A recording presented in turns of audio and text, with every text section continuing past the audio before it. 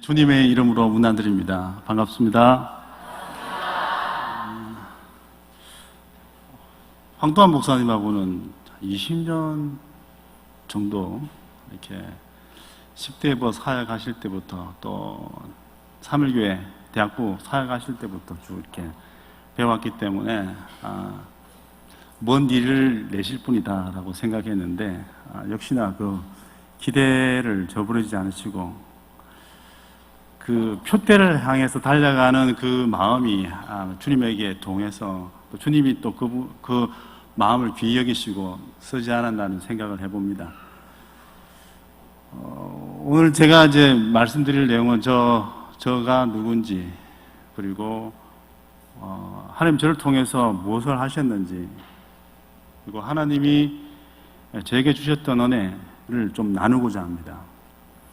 원래 저는 안 믿는 가정의 장손으로 이렇게 태어났습니다. 저는 예수를 안 믿으려고 5년을 도망 다녔습니다. 기억하기로는 중학교 1학년 때부터 고등학교 2학년 때까지. 근데 지금도 제가 그분을 잊지 못해요. 서부교회, 대신동에 있는 서부교회 전도사님인데 매주일 토요일 한 번도 빠지지 않고 저희 집에 왔어요. 저희 동네에 저 또래 선후배 해가지고 한 200명이 있는데 다른 집은 가지 않고 저만 오더라고요. 저를 아주 미워하는 줄 알았어요. 왜 저희 집만 오는지, 또 그 중에 저희가 3남매인데 저만 유독 실이 이렇게 교회 가자고 해요. 근데 한 번도 안 갔거든요, 저도. 그리고 어느 날 이제 전도사님 오지 않더라고요. 내가 이겼구나라고 생각했는데 저희 집 앞에 성결교단 목사님이 이사를 오게 되었습니다. 그분은 과거가 좀 화려합니다. 전직 조폭 출신 목사님이라 보통 목사님하고 달랐어요. 그리고 목사님이 이제 저에 대한 소문을 들었겠죠. 그리고 저희 집 안방에, 제가 누워있는 안방에 성경을 집어 던지면서 너가 예수를 아냐? 이렇게. 좀 보통 목사님하고 달라서 저는 이제 목사님은 좀 온화하시고 또 성품도 좋으시고 그럴 줄 알았는데 그분은 좀 달랐어요. 그래가지고 그분이 던진 성경을 주섬주섬 주워서 읽는데 마태복음 구약은 잘 모르겠고 일단 한번 읽어보자 편 게 요한복음이었어요. 요한복음 읽는데 신기한 게 이거 한번 이게 사실 같다는 느낌이 들었어요. 고등학교 2학년 때밖에 되지 않았는데 사실 5년 동안 아버지가 많이 힘들었습니다. 왜냐하면 매주 전도사님이 저희 집에 왔기 때문에 아시죠? 우리 한국의 그 당시 어른들 체면 때문에라도 한번 교회 가는 게 도리가 아니냐, 어른이 그렇게 찾아봤으면 한 번은 교회 가야 되지 않느냐라고 했는데 한 번 나갔거든요.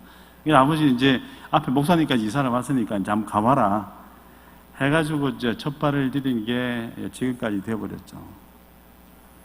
중간에 이제 사탄의 유혹도 있었고 또 재산 문제 때문에 문중에 몰매를 맞은 적도 있었고, 그런데 하나님이 이제 저 동기인 3대째 믿는 집안에 자매를 저희 가정에 보내주셔가지고 이제 다 구원을 시켜주셨죠.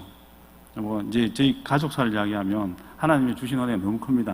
불나가지고 다 죽을 뻔 했는데 집사람을 통해서 또 한 번 또 구원해 주시고, 또 저도 교통사고 등등 해서 죽을 고비를 몇 번 넘겼는데 하나님께 그때 구원해 주시고 아주까지 살아있다는 게 내가 할 일이 있구나, 그렇게 하면서 살아왔던 과거가 생각이 납니다. 저는 이제 공과대학을 나왔는데 재미가 없었습니다. 그리고 예수님이 누구이신지에 대한 고민을 많이 하게 됐어요. 나는 누구지? 그리고 내가 할 수 있는 게 뭘까? 여러분들 한번 그런 과정을 겪어보신 분은 아실 겁니다. 믿지 않는 가정에서 예수님께 구원받아가지고 예수님 손에 붙들림 바 된 사람의 그 마음이라는 것은 못하고 이렇게 비교할 수 없는 그런 것들이 있습니다. 내가 잡고 있다고 생각했는데 내가 잡고 있었던 게 아니고 주님이 나를 계속 붙들고 계셨구나라고 하는 그런 간증, 그런 은혜. 그러면 내가 이 이 상황에서 할 수 있는 게 뭘까? 대학생인데, 당시 저희 대학 때는 자격증이 없으면 취직이 안 될 때였어요. 그리고 토플 시험을 쳐야 졸업이 됐어. 근데 제가 그 주일날 자격증이다, 토플이다 시험을 쳤기 때문에 응시를 안 했습니다. 그러니까 지금도 제 전공 분야에 자격증이 없습니다. 여러분 아시다시피 성경책에는 자격증에 대한 이야기 없기 때문에 오해하지 마시고 당시의 믿음으로는 필요 없구나. 주일 성수가 오직 나한테는 주일 성수가 최고다라는 생각이 들고, 그래서 토플 자격 이런 거 자격시험 자격증 이거를 아주 하찮게 여겨서 당시에 학과 교수님한테 굉장히 미운 틀에 바뀌었습니다. 근데 하나님께서 이제 저를 계속 공부시켜 주셔가지고 석사 박사를 받게 하고 학부 때 제가 꿈을 좀 꾼 게 있습니다. 이왕 예수를 믿는다면 한번 제대로 살다가 죽는 게 좋지 않을까. 그러면 내가 배운 학문으로 복음을 전하는 자로 산다면 나름 좀 괜찮을 삶이지 않을까. 그래서 이제 신학교에 가려고 한번 우리 이제 제 모교회가 송도제일교회거든요. 그래서 이제 문을 두드렸죠. 이제 신학교 바로 옆에 있으니까. 근데 그게 제 마음대로 안 되더라고요.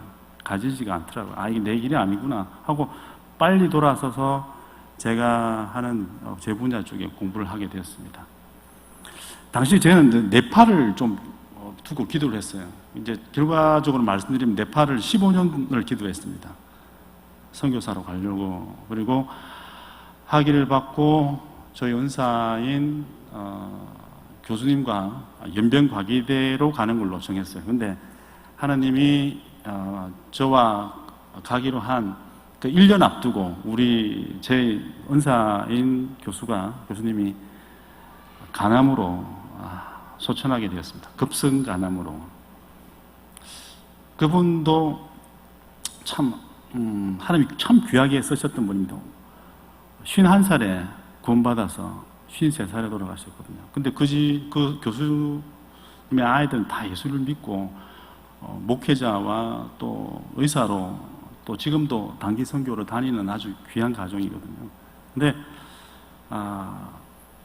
돌아가시기 한 달 전에 교수님이 그렇게 이야기를 하시더라고요. 내가 계획을 세웠지만 하나님이 허락하지 않으니까 갈 수가 없구나. 그게 우리 삶인 것 같아요. 우리 계획은 많이 세우잖아요. 이런 계획 저런 계획 많이 세우는데, 그래서 배 선생의 삶의 끝이 어딘지 모르지만 하나님이 주실 때 열심히 살았으면 좋겠다. 그게 우리가 할 수 있는 최선이다라고 그때 말씀을 하시더라고요. 그리고 저는 이제 네팔 가려고 이제 2004년도에 비행기에 몸을 싣고 네팔의 카트만두에 도착합니다. 그리고 왕립대학인 트리반 유니버시티하고 두 번째 대학인 카트만두 대학에 같이 갑니다. 가서 트리반 유니버시티라고 하는 왕립대학에 가게 되면 최초로 외국인 교수로 가게 됐었어요. 임용장을 받게 되었고, 근데 집사람이 넷째를 임신하게 되었어요. 참고로 저희 집에 아이가 5명입니다. 네, 숫자가 저는 10명을 계획을 했는데 무리입니까? 근데 집사람하고 제가 동갑이라 나이가 많아서 집사람이 막내는 캄보디아에서 나왔습니다. 넷째를 임신하면서 이제 네팔에 가는 게 이제 무산이 됐죠. 그리고 학교는 사직을 하게 되었고, 그때 제가 이제 여기 가까이 있는 동부산 대학에서 이제 교직을 잡고 있었는데 학교는 사표를 냈고, 그래서 제가 특허가 조금 있어가지고 특허로 벤처 기업을 하나 열었어요. 법원 쪽에. 그러면서 이제 삼성전자하고 과제하면서 왔다 갔다 하면서 정말 밑바닥 삶을 한번 살아봤어요. 주일날은 교회를 섬기기 위해서 부산까지 내려왔고, 또 주일 저녁에 다시 수원에 올라가서 일을 하고 내려오고, 그 시간을 한 1년 반을 했는 것 같아요.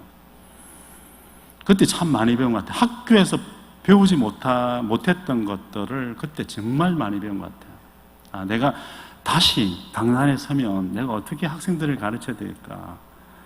어떤 실제적인 지식을 전달해야 될까에 대한 고민을 많이 한 게 그때였던 것 같습니다. 그리고 이제 아이가 8개월이 될 때, 여러분 세교로병원 아시죠? 예, 이성도 장로님이 당시 저희 선교구 국장이었습니다. 정영기 그 당시 고신대 총장 두 분이 배집사 자네 나 좀 볼 수 있는가? 네 장로님. 캄보디아 한번 가보게 이렇게 하시더라고요. 캄보디아는 저 한 번도 저 생각해보지 못한 곳인데요. 캄보디아 한 번만 가보라고. 그게 자네가 필요하네. 저 네팔로 결정했습니다. 절대 안 갑니다. 근데 두 분을 이야기하시더라고요. 원래 이성도 장로님은 말을 두 번, 세 번 하시는 분이 아니기 때문에, 이 어른 말을 거역하는 것도 그렇고, 한 번은 가봐야 되겠다 해서, 가대 이력서를 가지고 가게 해서 이제 제가 갔는데, 간 곳이 캄보디아 국립기술대학이라고, 2003년도에 프로젝트가 시작이 돼가지고, 2005년도에 완공이 된 우리나라 정부, 김대중 대통령 때 우리나라 정부에서 270억을 빌려줘가지고 총 350억 프로젝트로 세운 캄보디아에서 최고 첨단인 학교였어요. 근데 그게 전자공학과가 캄보디아에서는 처음으로 이제 세워졌는데 교수가 없었던 거죠. 그러니까 저는 이제 아무런 생각 없이 그냥 여행을 하자는 마음으로 가서 보고 뭐 잘 사네, 네팔보다 낫다라고 생각하고 돌아왔죠. 근데 저하고 상관없이 임용장이 당회로 왔어요. 저희 교회 당회로 와서 제가 주소를 이제 교회 주소로 적었거든요. 교회 보니까 배집사가 캄보디아 교수로 발령이 났네. 그러면은 이제 선교사로 파송을 해야겠다. 저하고 전혀 상관없이 그래서 이제 그때 하나 깨달은 게 있습니다. 우리가 생각하는 연애보다 주님의 중매가 낫다는 거. 그러니까 우리가 아무리 선교지를 연애를 하고 여러분들이 여러분들 하는 일터를 아무리 사모하고 해도 주님이 중매를 시켜주는 그 대학, 그 직장, 그 일터가 최고이지 않을까 하는 생각을 그때 해봤죠. 주님이 중매를 캄보디아로 해주셨구나 하고 갔죠. 근데 사실은 마음에 계속 네팔에 있었던 거죠. 그러면서 이제 제 사역은 시작이 되었습니다. 아마 여기 이제 좀 문화가 다르기 때문에 이해를 해 주십시오. 캄보디아는 조금 설명을 드리겠습니다. 캄보디아는 지금 한국의 1.5배, 땅으로 따지면 1.5배, 전국토의 산이 20%밖에 없습니다. 나머지는 평야. 그리고 땅이 분지입니다. 좀 낮습니다. 아열대 기후이기 때문에 딱 두 계절입니다. 조금 더운 계절, 아주 더운 계절. 두 계절밖에 없습니다. 조금 덥다는 계절의 온도가 한 30도 정도. 아주 더울 때는 42도. 그때 길거리 나가면 머리가 아프다라고 느낄 정도입니다. 그리고 불교 국가인데 소승불교입니다. 여러분들 소승불교하고 대승불교의 차이점 아시죠? 대승불교는 중국, 한국, 일본이 이제 주로 분포되어 있고, 소승불교는 미얀마부터 라오스, 태국, 캄보디아 이렇게 되어 있습니다. 소승불교를 좀 아시는 분들 재밌는 게 이게 계급화되어 있어요. 어떻게 되냐면 일반 평민이 덕을 쌓으면 성녀가 돼요. 성녀가 되는 게 아니고 왕이 돼요. 왕이 덕을 쌓아야 성녀가 되고, 성녀가 덕을 쌓아야 신이 되는 그런 계급층을 갖고 있는 게 소승불교입니다. 캄보디아에 있는 사람들의 그 생각, 세계관의 구조는 여러분 큰 두 축을 갖고 있습니다. 하나는 앙코르와트라고 하는 13세기 때 세워진 왕국의 그 힌두 문화와 소승불교, 당시 중국 송나라 때 흘러들어왔던 중국 사람들의 유교 문화가 혼합되어서 생성된 문화. 두 번째는 1974년부터 1979년까지 한 사람에 의해서 200만 명이 죽임을 당하는 킬링필드의 땅이 되어버린 그 시절을 거치면서 캄보디아는 세계관이 완전히 틀어집니다. 그러니까 캄보디아에서 여러분이 꼭 이제 알아두셔야 될 게, 만약 여러분들이 캄보디아 사람을 만약에 이게 노동자가 4만이 있습니다. 한국에 4만이 있는데 여러분들 보실 때 죽임을 당한 자와 죽인 사람 딱 두 사람밖에 없어요. 캄보디아의 사람들은 자기 민족을 볼 때 내가 아주 어렵게 살았다, 내가 부유하다. 그러면 부유하다면 우리 아버지가 남을 많이 죽였겠구나, 우리 집안이 아주 힘들게 살고 있다, 우리 집안 죽임을 당한 가족이구나. 딱 두 그룹밖에 없어요. 그러면 여러분 어떻게 그걸 치유할 수 있습니까? 여러분 한번 표를 갖다 붙여볼까요? 아우슈비츠의 수용소는 이렇게 뒤에 나와 있죠. 용서하자, 그러나 잊지는 말자. 그걸 만약에 캄보디아에다가 적용을 한다면 이거 먼저 서로 싸우겠다는 말밖에 되지 않지 않습니까? 주님의 사랑밖에는 안 돼요. 캄보디아 땅에 도착하고 캄보디아를 알면 알수록 느꼈던 거는, 컴퓨터로 따지면 OS가 포맷이 된 상태예요. 그 킬링필드 5년 동안 완전히 포맷이 돼가지고 운영 체계가 없는 거죠. 그래서 잘 됐구나. 말씀으로 인스톨을, 말씀으로 OS를 깔면 이 민족은 킬링필드에서 리빙필드, 살아있는 땅, 생명의 땅으로 바꿀 수 있겠다는 마음이 들었습니다. 그래서 하나님 왜 나를 교육 선교로 사러 불렀고 왜 나를 그곳에 불렀는지 이제 깨닫게 되었습니다. 저는 가기 전에 교수직을 하려고 간 건 아니었습니다. 저는 이제 한 가지 딱 꿈이 있습니다. 기도 제목이 뭐냐면, 하나님 저 사람 많은 데 보내주세요. 저 땅이 오지고 도시고 다 소용없고 사람 제일 많은 데 보내달라고. 그곳에서 복음을 전하는 자로 살고 싶다고. 근데 사람을 제일 많은 데가 학교더라고요, 보니까. 그래서 학교에서 교수로 하면서 일기 제자를 만납니다. 전자공학과 일기 제자, 캄보디아에서 딱 11명입니다. 그리고 저는 그 11명 중에 한 명을 뽑으려고 무리수를 뒀습니다. 방과 후에 동아리 활동을 하고 수업을 할 테니 나와 공부할 친구는 다음과 같은 용지에 이름을 적어주세요. 제가 뭘 적었냐면, 첫 번째, 그때는 굉장히 어떻게 해서 그런 용기가 나왔는지, 사실 그 불교국가에서는 공개적으로 이렇게 전도를 할 수가 없는데, 저는 어떻게 했냐면, 매일 성경을 읽을 수 있는 사람, 두 번째, 매일 기도할 수 있는 사람, 세 번째, 매일 같이 전공 공부를 할 수 있는 사람, 네 번째, 옆에 동료를 섬길 수 있는 사람. 그렇게 해가지고 적었는데, 저는 한 명만 뽑으려고 했죠. 11명이 다 적었더라고요. 이제 걱정이 된 거죠. 기대 이상의 사람 숫자가 많아가지고 이거 어떡하지, 이걸 더 잘라야 되겠는데 좀 더 강도를 높였습니다. 점심때 모여서 기도할 수 있는 사람, 그래도 오더라고요.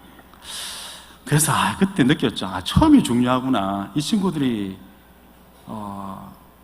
맛을 못 느낄 때, 저 외국인이 와가지고 우리한테 뭘 주려고 하지, 도대체 뭘 주려고 하길래 저렇게 하지, 라면서 이제 기대감을 차있었죠. 근데 저는 좀 모질게 했습니다.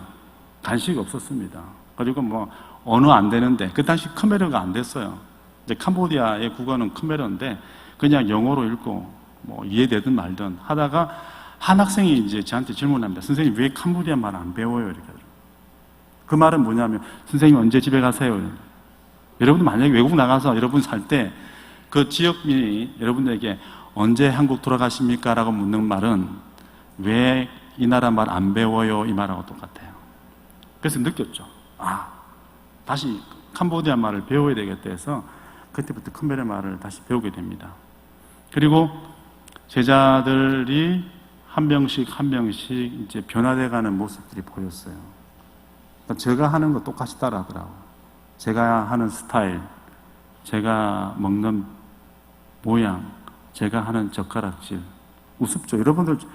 아마 여러분들 그리고 캄보디아 학생들이, 여러분들 지금 대학생들은 아마 이해가 잘 못할 건데, 일단 제가 학교에 딱 도착해서 복도로 가면 저하고 눈 마주친 제자는 일단 자리를 멈춥니다. 그리고 고개를 숙이고 선생님 먼저 가도록 배려를 합니다. 벽에 붙어서 선생님 먼저 가세요. 그리고 수업 시간이 되면 제가 들어가잖아요. 그러면 학생들이 미리 앉아서 있죠. 들어가면 일단 기립합니다. 선생님 어서 오세요. 자, 앉자. 수업하자 하면 앉습니다. 휴강이라고 하는 걸 몰라요. 저는 이제 한국에 있다가 야, 휴강하면 기쁠 것 같아서 야, 휴강 한번 해볼까? 선생님 그거 왜 해요? 야, 휴강하면 안 즐겁냐? 아, 선생님 우리가 돈 내는데 왜 휴강해요? 달라요, 여러분. 여러분들 휴강하면 좋잖아요. 저도 좋죠. 쉴 수 있으니까. 여러분들 3, 40도 에어컨도 없는 데서 강의 한번 내보세요. 그냥 흘러내려요, 이게.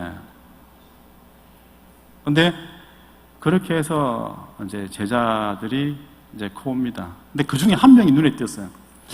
아, 저 친구만큼은 내가 제자로 안 했으면 좋겠다. 왜냐하면 그 친구는 열을 가르치면 100을 잊어버려요. 그런 사람 있잖아요. 그러니까 뭐 머리가 좋고 나쁘고 떠나 아, 저 친구 왜 공대 왔지? 아, 참 제가 이제 물음표가 던져진 친구인데 그 중에 반면에 한 명은 캄보디아 전체 수석을 한 명이 있었어요. 그러니까 이제 한국에 제가 전공 뒤에 있는 연습 문제를 풀어라고 숙제를 내주면 그 친구는 항상 80% 풀어왔어요. 한국 학생들도 30%를 풀어온 아이가 없었거든요. 그 친구는 잠을 안 자고 풀어오더라고요. 그래서 그 공부를 잘 못하고 그런 친구는 항상 학교 안에서 왕따를 당하고 힘들었는데 끝까지 저를 붙어 있더라고요. 그 친구가 저희 교회 간호사 자매하고 결혼해서 저희 교회에서 주파성 선교사로 캄보디아로 파송됐어요. 여러분들 이건 전 몰라요. 저는 그 친구가 그럴 거라고 생각을 못했거든요.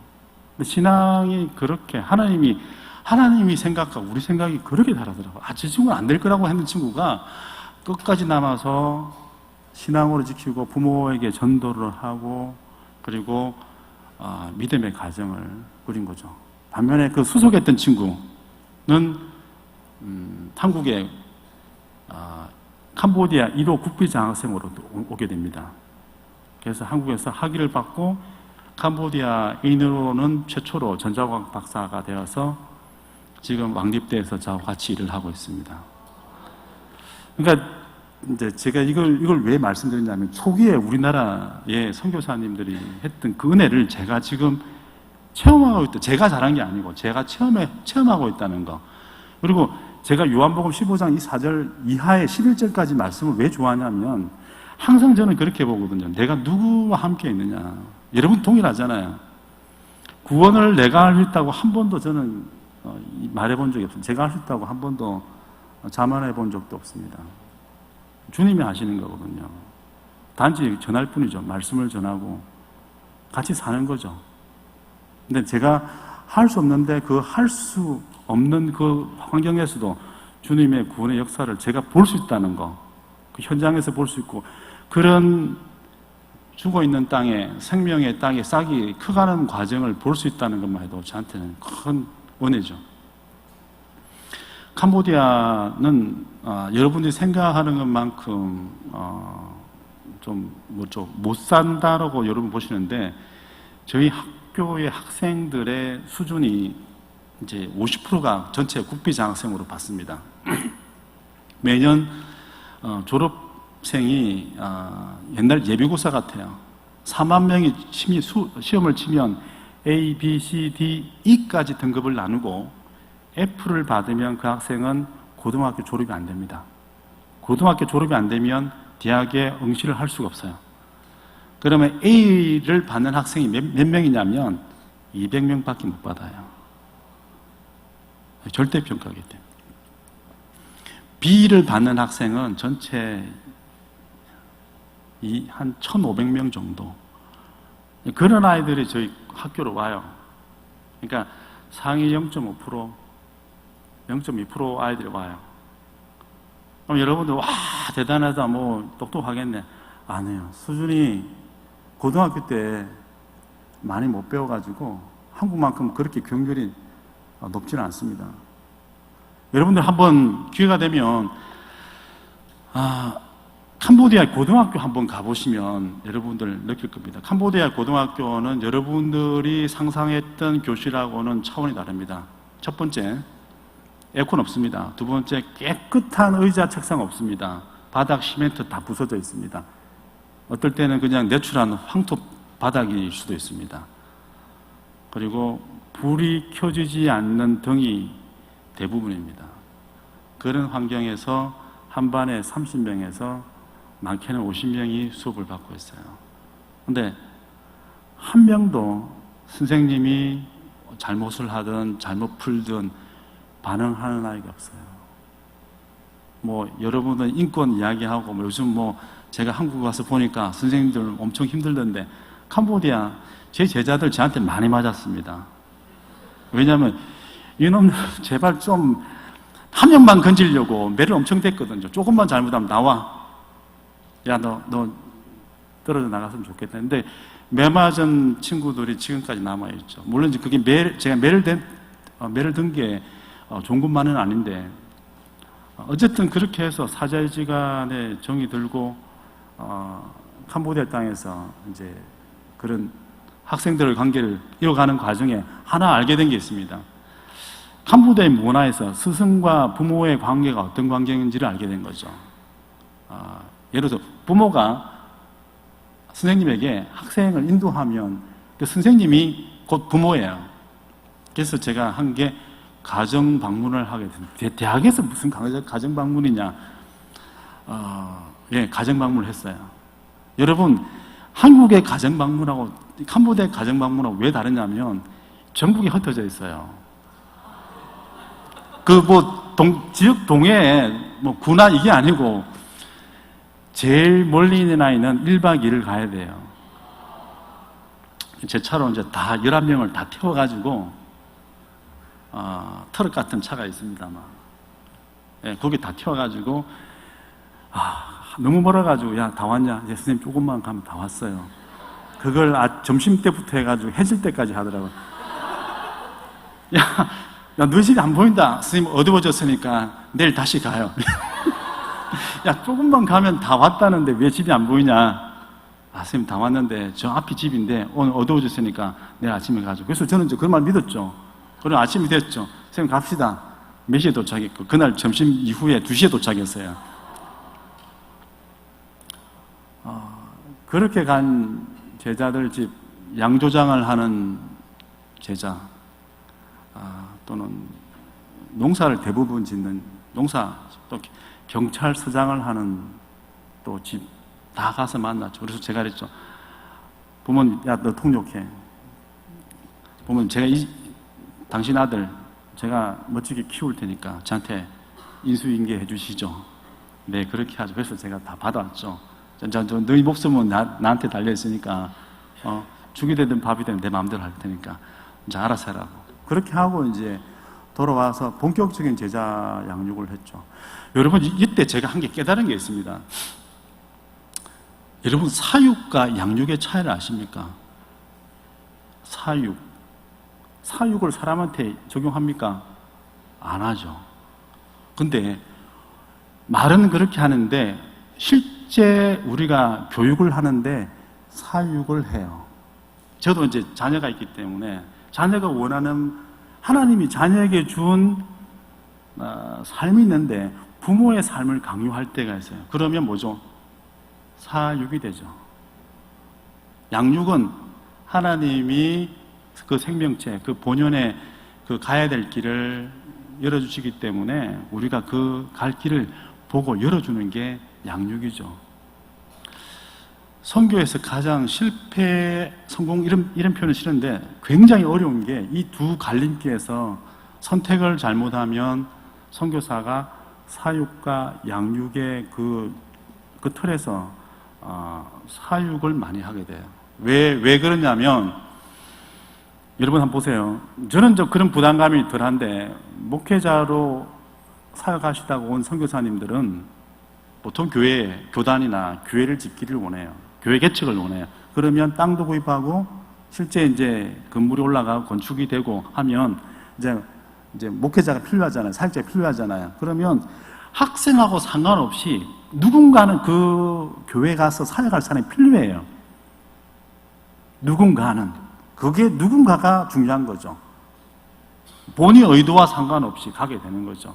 그러면 다는 그렇지는 않지만 양육이 아닌 사육으로 가는 거죠.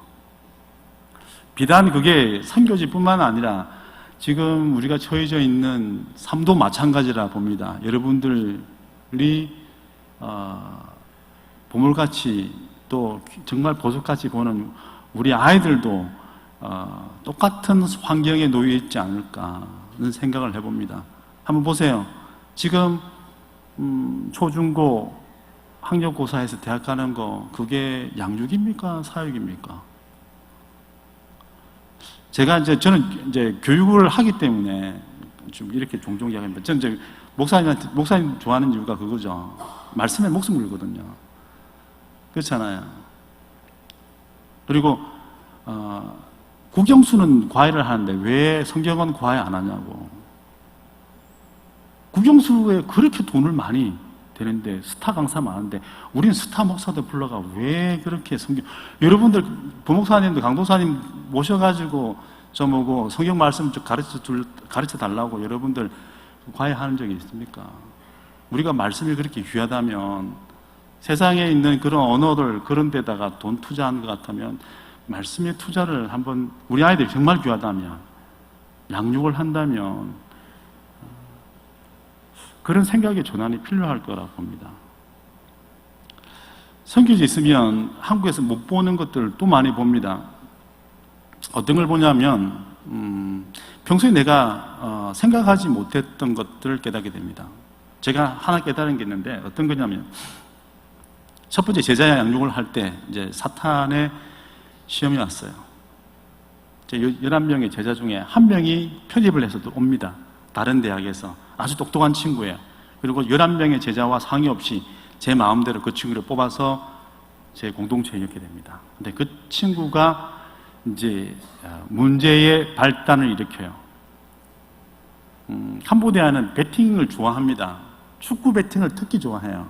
유럽 리그 이런 걸 보면서 첫 번째 골을 몇 분에 넣느냐 또는 몇 골 차이로 지느냐에 따라서 배팅이 몇백 배로 차이 납니다. 근데 그 친구가 첫 골과 득실로 해서 두 분의 그 정확도를 맞춰가지고 1부를 배팅했는데 800불을 받습니다. 당시 우리 학교 그때 선생님 월급이 얼마냐면 200불이에요. 200불.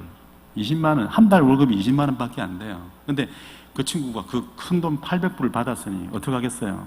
신앙이 없을 때니까 제자들 다 데리고 간 거지. 야, 내가 한번 멋지게 살 테니 가자. 술집을 다 데리고 간 거지.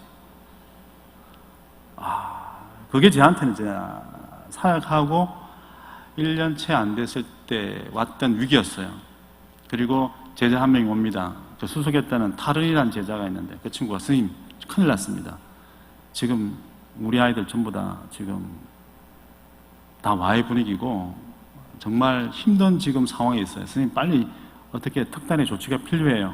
그래서 이제 1대1로 만나서 나머지는 다 돌립니다. 마지막 그 친구, 문제의 그 핵심이 됐던 그 친구를 어떻게 처리할까에 대한 고민이었죠. 그리고는 제가 이제 그 친구를 이제 속된 말로 잘라야 되겠다. 그 마음 먹고 이제 제자들 불렀죠. 야, 저 친구는 도저히 우리 공동체에 두면 안 되겠어. 잘라야 되겠다. 그러니까 제자들이 그래요. 선생님, 그 친구를 자르면 갈 데 없어요. 그러더라고요. 야, 그 친구 악의 축인데 왜? 아니, 선생님, 그 친구 자르면 갈 데 없어요. 이렇게 이야기해요. 그때 느꼈죠. 스승과 제자는 자르는 관계가 아니구나. 목자와 양의 관계는 주님이 주셨기 때문에 내한테 권한이 없어요. 저는 무조건 받아야 돼요. 여러분들이 주일학교에 여러분들 주일학교에 학생들 있잖아요. 또는 목장에 또 섬기는 분들 있잖아요. 그럼 여러분들이 자를 수 있는 게 아니에요.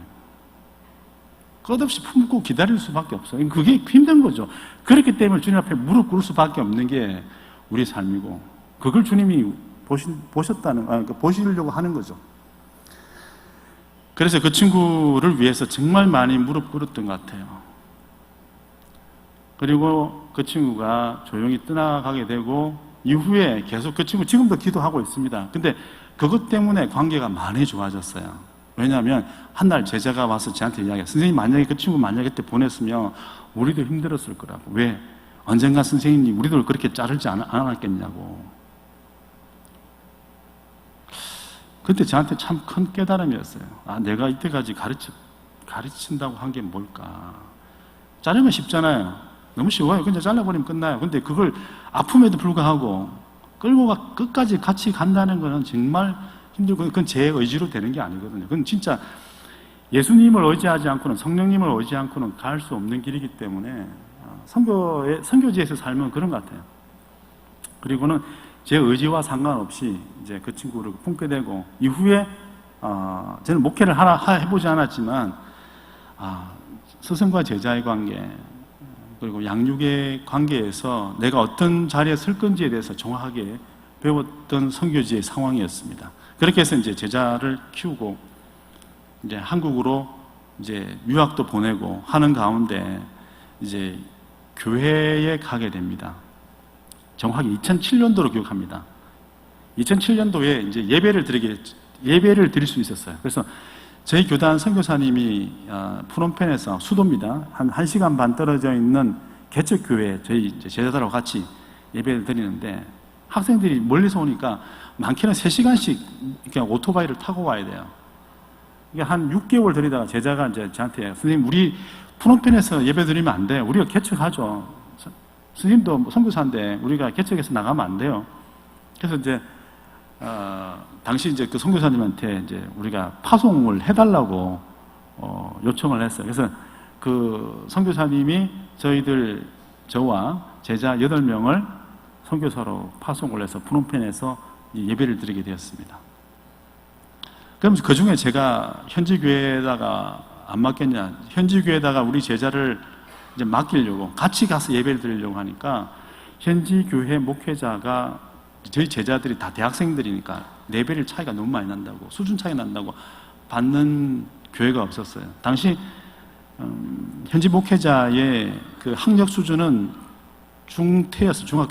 중퇴 정도. 고등학교도 제대로 못 나온 분들이 많았습니다. 지금은 이제 정식으로 신학교 나오셔서 사역하는 분이 많았지만, 그 당시 14년 전이니까. 그러다 보니까 어쩔 수 없이 이제 예배를 드리게 되고, 그 속에서 이제 제자 양육을 하게 되고, 하나님의 그 인도하심을 느끼는데, 제일 큰 문제가 하나 있었어요. 이건 이제 여러분들하고 같이 좀 나눴으면 좋겠는데, 저는 공학도기 때문에 제가 좋아하는 게 정의입니다. 정의. 어떤 단어에 대한 뜻을 정확하게 정리해서 말하는 거죠. 그걸 아주 좋아하는데, 캄보디아 말에 대한 정의가 너무 모호해요. 그것 때문에 논란이 된 거죠. 그래서 맞다 안 맞다 때문에 감정이 틀어진 적이 있어요. 그리고 저희 선교 단체가 인터서브라고 하는, 인터콥이 아니고 인터서브라는 영국에서 시작한 선교 단체가 있습니다. 165년이 된 선교 단체인데, 그때 총재가 한번 온 적이 있었어요. 그리고 저한테 그런 이야기를 합니다. 선교사님, 정의보다 더 중요한 게 뭐라고 생각합니까? 정의보다 뭐가 중요하지? 예수님이 우리를 가르칠 때 뭘로 가르쳤을까요? 예수님이 그 당시 12제자들한테 정의를 논했다면 대답할 제자 한 명도 없을 거라고, 학력 수준이 그만큼 안 되기 때문에 예수님 물어본 말을 한 어휘에 정확하게 정의를 할 수 있는 제자가 몇 명이나 됐습니까? 없었을 거라고. 뭐였을까요? 사랑입니다. 여러분, 정의보다 우선시되는 것은 하나님의 사랑이라고. 그 사랑 위에 어떤 것도 없다고. 그러면서 그때 저한테, 선교사님, 제자들 바라볼 때 정의로 판단하지 마시고 사랑으로 그냥 품어주세요. 그러면 됩니다. 한국에 있었으면 제가 못 느꼈을 건데, 그때 그분은 인도 분이거든요.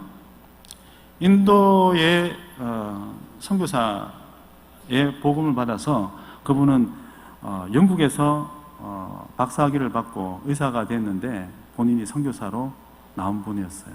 정말 귀한 분입니다. 그리고 여러분들 그 인도 선교사의 수모는 여러분들 아마 모르실 겁니다. 박사학위 문제가 아니고 인도 사람에 대한 이 국가의 대우가 달라요. 일단 인도 사람은 노동계약서가 없으면 비자가 안 나와요. 그리고 육로로는 이동이 안 돼요. 무조건 비행기를 타야 돼요. 그게 왜 그러냐면 국가의 이미지가 너무 안 좋기 때문에. 여러분들 TV를 봐서 많이 알죠. 성문제, 성폭행에 관련되는 것들이 너무 세상에 많이 대두되다 보니까 인도인 하면 성폭행을 많이 하는 국가, 국민들 이렇게 되기 때문에 모든 국가가 거부를 해요. 그 사람이 뭐 옥스포드에서 박사학위를 받든 다 소용없어요. 당신 어느 국적? 인디아 하면 비행기 타고 가세요. 육로는 안 됩니다. 저희 선교단체 인도 선교사님이 3분 계십니다. 물론 이제 부인이 독일 사람, 또 네덜란드 사람, 미국 사람 이렇게 다문화 가정인데, 근데 그분들이 항상 동일하게 그런 수모를 당하고 있어요. 우리 총재도 마찬가지예요. 말레이시아에 본부가 있어서 가지고 말레이시아 가는데 항상 입국 때마다 비자 문제 가지고 힘들어해요. 두 번째, 제가 청년 때 배울 때 중국에 있는 기독교인이 전 세계 선교에 큰 역할을 할 거라고 기대하고 많이 기도하고, 지금도 이제 그 기대는 저버리지 않지만 실제 선교 현장에 가보면 얼마나 국가 브랜드가 중요한지를 알 수 있습니다. 중국 선교사들은 중국인 그 자체에 대해서 싫어해요. 그래서 내가 복음을 전하려고 하면 당신 어느 나라 사람인지, 한국 사람, 일본 사람, 뭐 중국 사람 됐다고 가라고, 안 만나겠다고. 근데 한국 사람에 대한 이미지는 아직까지는 동남아에서는 아주 좋아요. 그게 참 감사하죠. 여러분들 국가, 뭐 지금 제가 나라 사정을 제가 모르기 때문에 밖에 나와서 느끼는 체험은 그 국가가 갖고 있는 세계적 이미지 때문에 선교에 엄청난 도움이 된다는 거. 만약에 우리가 그렇지 않았다면 저희는 아마 캄보디아에 살 수 없었을 것 같아요. 당신 필요 없으니까 가라고. 심지어 캄보디아에 있는 사람은 일본보다 잘 사는 국가로 봐요. 한국을 일본보다 잘 사는 나라로 봐요. 여러분들이 아마 여러분들 이해가, 일본이 우리보다 훨씬 잘 살 거라고 생각하는데 아니에요. 캄보디아 사람은 한국을 훨씬 더 잘 사는 나라로 생각해요. 두 번째, 선교의 문을 여는 과정에서 우리나라가 세상의 어느 국가도 하지 않은 것 중에 하나가 있습니다. 그게 뭐냐면 인건비, 노동을 하는 인건비를 내국인하고 외국인을 같이 주는 나라가 전 세계에 몇 나라 없어요. 2나라밖에 없어요. 그 중에 한 나라가 한국입니다. 싱가포르는 외국인, 내국인 인건비가 다릅니다. 근데 캄보디아에서 있는 사람들이 왜 한국을 좋아하냐면 우리나라 노동자나 캄보디아 노동자나 4대 보험 다 들어가야 되죠. 다 해주죠. 인건비가, 최저임금이 다 똑같아요. 그 다음에 초과 수당 다 나와요. 주말 수당 다 나와요. 그러면 많이 버는 친구는 한 달에 300만 원 벌어가요. 저희 학교 선생님 기본급이 300불이에요. 30만 원. 10개월치를 벌어가요. 10개월치를. 그러니까 선생님이 이게 보이겠습니까? 안 보이지. 강의하지 않으면 급여가 안 나와요. 한국의 교수하고 달라요. 강의를 해야 급여가 나옵니다. 저는 이제 강의비를 받지는 않습니다. 강의비를 받으면 제 행동에 제약을 받기 때문에 받지는 않습니다. 그러니까 보세요. 그러니까 노동자 입장에서 교수나 선생님들 급여 보고 무섭잖아요. 근데 한국은 안 그렇잖아요. 그게 엄청나게 차이 납니다. 그러니까 한국에 오려고 엄청나게 노력을 하죠. 그게 지금 이제 경남 지방, 경기도 쪽이 흩어져서 많은 교회들이 또 복음을 전하고 그 친구들이 다시 캄보디아 와서 또 현지 교회에서 사역하고 열심히 하는 그런 교회들이 많이 있습니다. 주변 국가를 한번 제가 설명을 드리겠습니다. 베트남, 지금 동남아에서 제일 핫한 국가입니다. 1억이 넘는, 그리고 한국인이 30만이 지금 전 세계에서 LA 다음으로 한국인이 가장 많이 사는 국가. 그리고 여러분들 아십니까? 우리나라에서 돈을 제일 많이 빌려간 나라가 어느 나라인 줄 아십니까? 베트남입니다. 우리나라의 빚을 제일 많이 진 나라가 베트남이에요. 그래서 우리나라에게는 이러지도 못하고 저러지도 못해요. 그리고 조금씩 지금 경제 성장을 하고 있고 아주 젊은 국가이기 때문에 잠재력이 있는 나라인데, 공산주의이기 때문에 아직까지 복음을 전하는데 창의적 접근이 되지 않으면 어려운 나라 중에 하나입니다. 라오스는 베트남하고 호영호재하는 나라입니다. 왜? 월남전 때 라오스가 호치민을 도와서 많이 도왔거든요. 미군하고 많이 싸워서. 그래서 라오스와 베트남은 아주 친합니다. 반면 중국하고 베트남은 전 세계에서 한국 다음으로 중국인이 버티지 못한 나라 중에 하나가 베트남입니다. 공산화되면서 당시 머물러 있던 중국인이 많이 죽었어요. 자살도 많이 하고. 현재 남아있는 중국인 중에 이름을 바꾸든지 중국말을 안 쓰는 중국인이 꽤 많이 있어요. 오랜 역사 사이에서 발생한 일이라 그렇고, 라오스하고 태국이 사이가 아주 안 좋아요. 근데 반면에 라오스하고 캄보디아는 또 형 동생하는 사이입니다. 그러니까 캄보디아를 중심으로, 여러분 정면에 지도를 보시면 왼쪽 태국, 오른쪽 베트남, 위쪽이 라오스입니다. 그런 산민을 둘러싸여 있는 국가가 캄보디아입니다. 남쪽에 바다가 있는데 그 바다는 지금 중국인이 와서 2년 동안 2조를 투자해서 신공화국을 만들고 있어요. 2조를 투입했어요.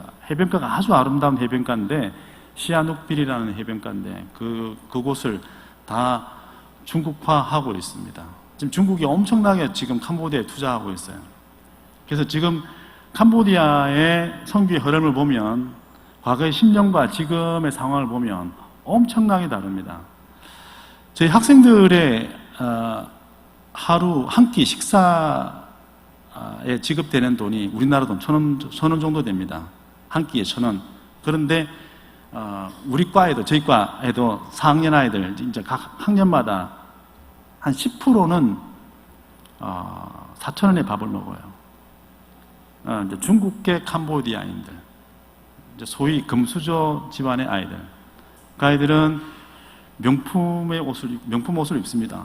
그리고 차를 끌고 와요. 선생님은 모토 타고 오는데, 학생은 이제 차를 타고 오고, 선생님은 슬리퍼 신고 오는데 학생은 구두 신고 다니고. 왜? 그건 그거 가지고 뭐라 할 수는 없어요. 왜? 돈이 있어가 그런 거니까. 문화가 완전히 달라요. 이제 어떤 문화냐면, 제가 지금 여기 이제 상점을 오픈했잖아요. 옷가게를 했어요. 옆에 있는 사람이 옷가게를 해도 말 못해요. 왜? 자기 집에서 하는 거니까. 우리나라 같으면 어떻게 해요? 난리 나죠. 중국인이 만약에 전도를 했으면 어땠을까에 대한 생각을 많이 해봅니다. 하여튼 그 DNA가 돈 버는 쪽에 아주 발달되어 있습니다. 한국 분들이 와서 땅을 사려고 많이 하는데, 이건 지금 선교지에서 지금 많이 일어나는 겁니다. 교회를 세우기 위해서 제일 큰 문제가 땅을 구입하는 문제인데, 세 가지로 구분합니다. 첫 번째, 그냥 국적을 사는 겁니다. 지금은 국적을 살려면 1억을 줘야 돼요. 10년 전에는 2천만 원이었거든요. 지금 1억을 줘야 돼요. 그러면 여러분들, 결혼하면 되겠지. 안 줍니다. 결혼해도 안 줘요. 이혼하면 어떡할 건데? 이리 물어봐요. 누구 결혼해가 이혼하면 어떡할 건데? 과거에 실제 그렇게 했어요. 중국인들이 위장 결혼을 해서 국적 받고 이혼해서 그렇게 많이 해요. 두 번째, 법인을 설립합니다. 외국인 49%, 현지인 51% 해서 법인을 세워서 땅을 합법적으로 구입할 수 있습니다. 마지막으로 현지인 이름을 빌려서 하는데 선교사님들이 싸게 해서 제일 많이 제자 읽고 돈 잃는 경우가 세 번째에 속해요.